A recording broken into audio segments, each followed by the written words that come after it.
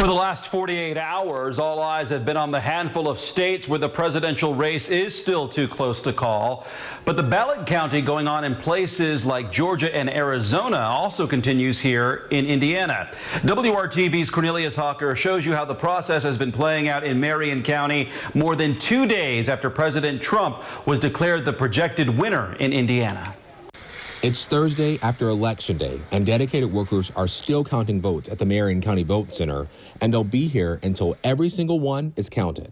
It looks a lot different than it did on Tuesday when hundreds of workers spent hours checking and counting ballots under the watchful eyes of people like Caroline ELLERT. So it's a multi-step process, and a bipartisan team is required to validate each steps of the way. Caroline, who is a Democrat, explains the checks and security measures in place when you see votes being counted.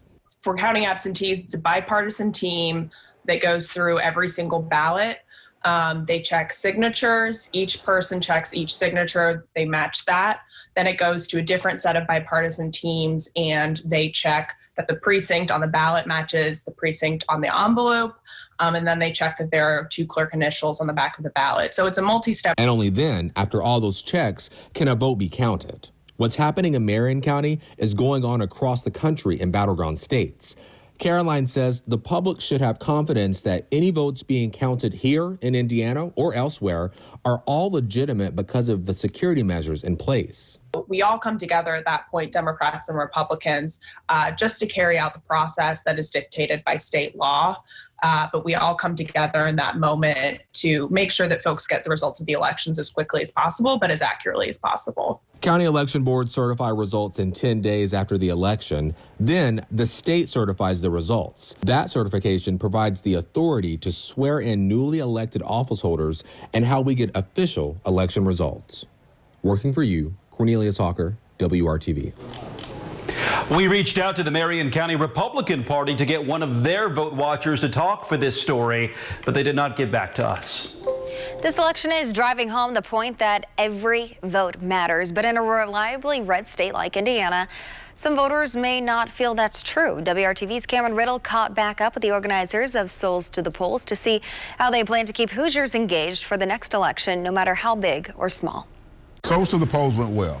We transported a few hundred people. We obviously didn't transport as many as we would have liked, but our goal was to get out the early vote, and we can say we participated in the success of the early vote here in Marion County and the surrounding cities. As ballots continue to be counted in both Indiana and around the country, data shows a nearly 60% turnout rate from voters in Indianapolis. Dr. Clyde Posley, who led the Souls to the Polls effort, says despite those numbers, getting Hoosiers to return to the polls next time won't be any easier. It is difficult to convince millennials, marginalized peoples, that their vote matters. On election night, many Hoosiers were still in line waiting to go inside of their polling location when they got a push alert just 6 minutes after the polls closed, announcing that Donald Trump had already won Indiana, yet they hadn't cast their ballot. Grassroots organizers say that only makes it more difficult to convince Hoosiers that their vote actually matters. Minutes after the polls close. That is the type of chicanery and shenanigans that makes it an uphill climb when trying to get people registered to vote, when people are trying to be convinced of the reality that their vote really matters. Posley and fellow organizer Tracy Boyd are already planning how the group will stay active. Boyd says they won't disappear until the next election. Instead, they'll be working to educate Hoosiers on how the election process works and how their vote could be the deciding factor in local races for mayor, sheriff, city councilors, and school board.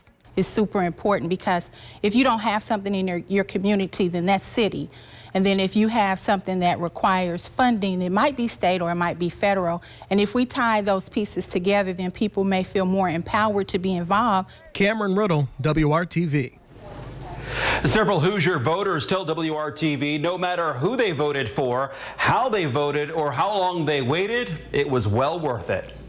I think that democracy works because people care, and I think showing people in Indiana and people elsewhere that we care is important. You're part of a bigger system. I 100% think it's absolutely worth it to vote, even if you might not have faith in the system, even if you are in an area where, you know, maybe perhaps your political ideology isn't as prevalent, it's still important to have that voice heard. I think it was worth it because like I want to be able to choose who represents us on the world stage, and I think that the only way to do that is to vote.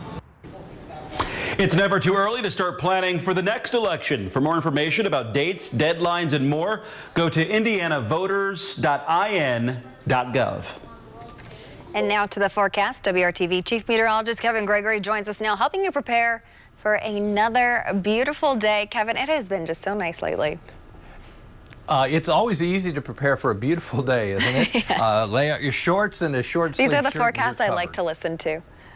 Yep, well, we got plenty to talk about. Next 4 days, pretty flawless is the way I'd put it. 53 in Kokomo, it's 51 in Indianapolis right now. The wind during the day tomorrow out of the southwest, not as strong as what we had, and combine that with sunshine, we're headed to the 70s, the lower 70s. Wind will be generally 10 miles per hour.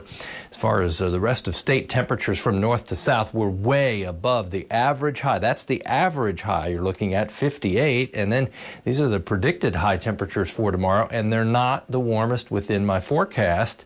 It gets warmer as we get to the weekend and the beginning of next week. Enjoy these temperatures because there is an obvious change in the middle of next week. We'll talk about a thunderstorm transition to the cooler temperatures as well, coming up in just a bit. We are working to learn more about a shooting on the northwest side of Indianapolis. It happened at around 9:45 tonight on Oakwood Trail near 71st and Georgetown Road. Police say a girl was taken to the hospital in critical condition. Investigators believe she was not the intended target. We will bring you updates as we get new information.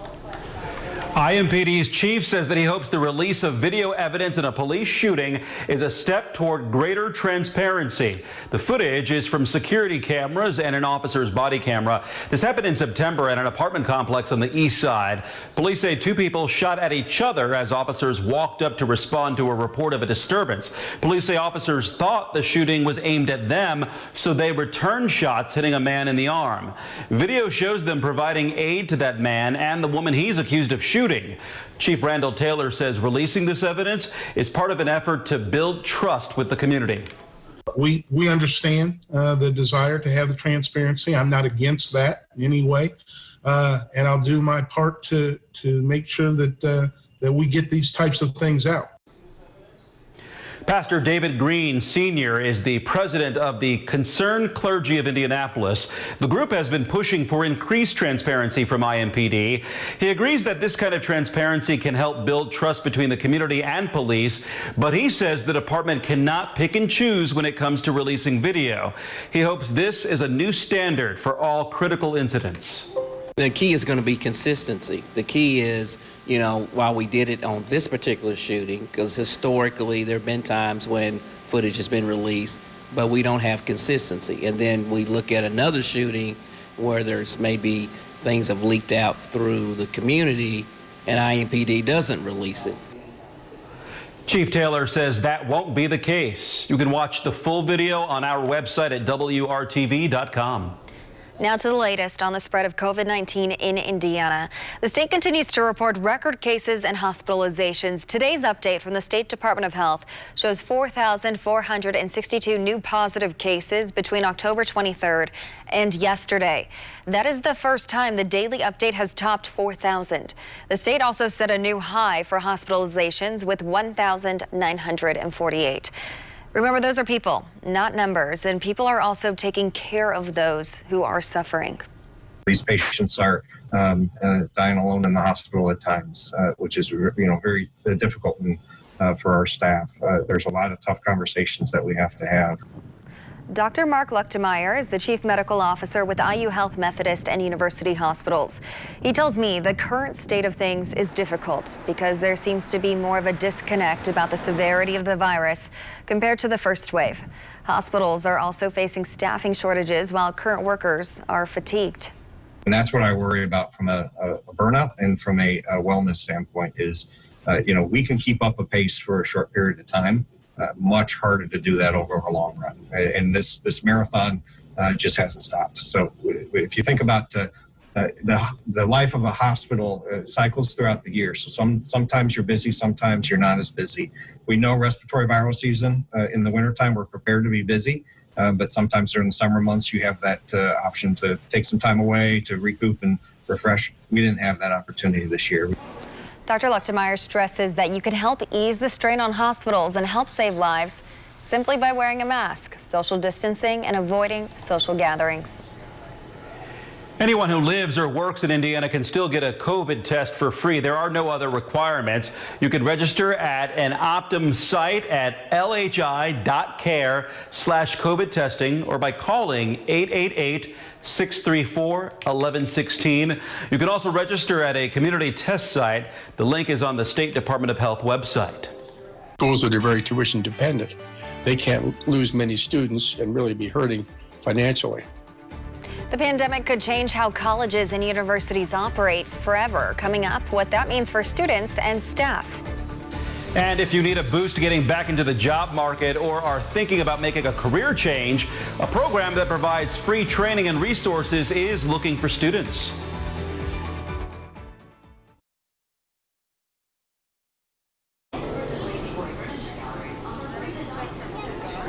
It's never too late to get a flu shot. Today, the Children's Museum and Riley Children's Hospital teamed up to offer flu shots to hundreds of guests. This is one of several flu vaccine events hosted by the museum in recent weeks.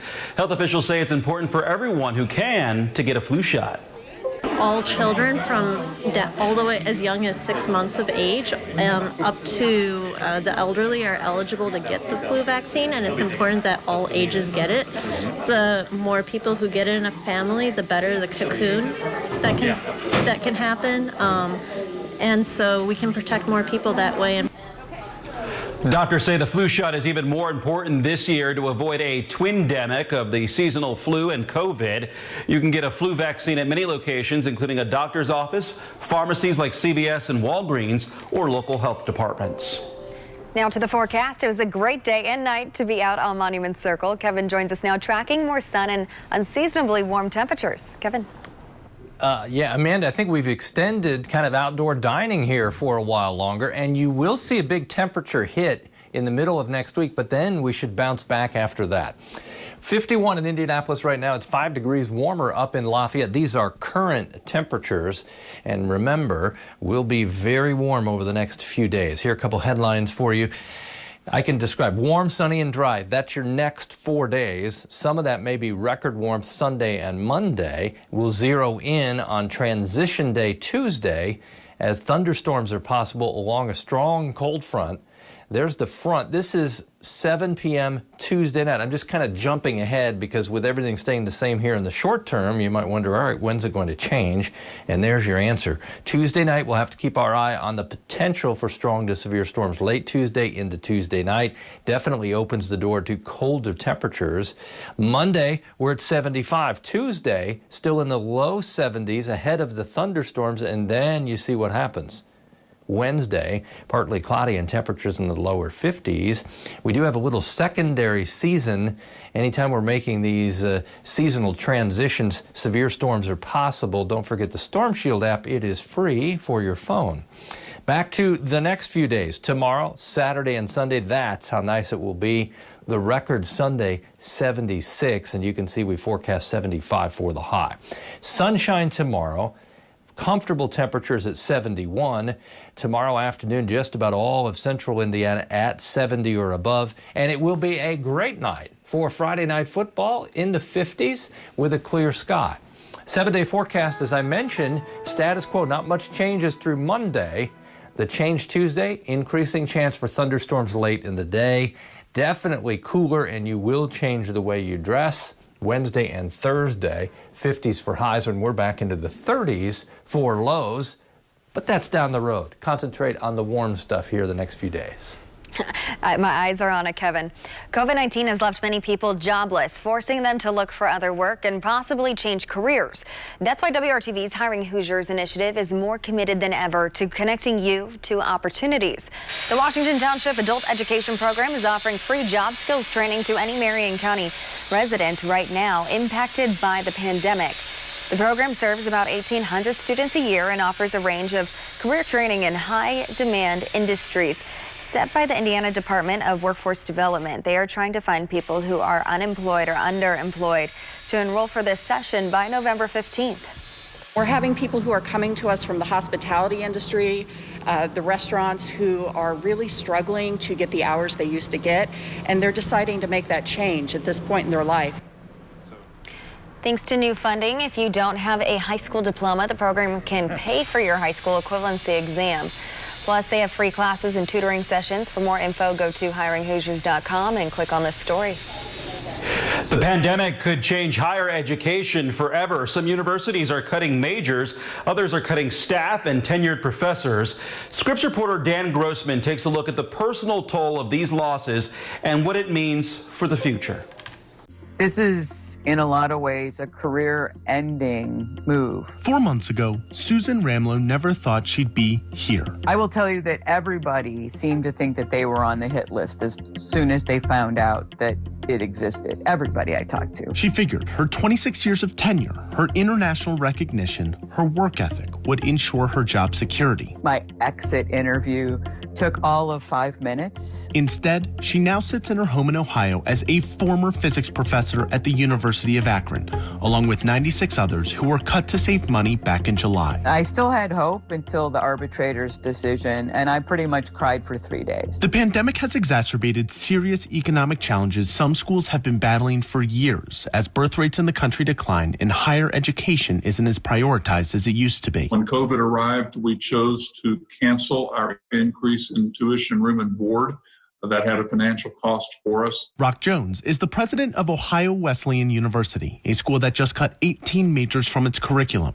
He says in October, the university had to slash $7.5 million from its budget, a number that increased to more than $12 million, or a fifth of its operating budget once COVID hit. It's a big loss. It's a big loss. For David Treadwell, it is difficult to stomach. The journalism program is one that drew him to serve as the Ohio Wesleyan's Dean of Admissions in the 1970s. Knowing students will no longer get that education casts a grim picture, he says, for not only the profession, but the university's prospective base, as students might now look to transfer to pursue their majors elsewhere. Schools like Bowdoin, where I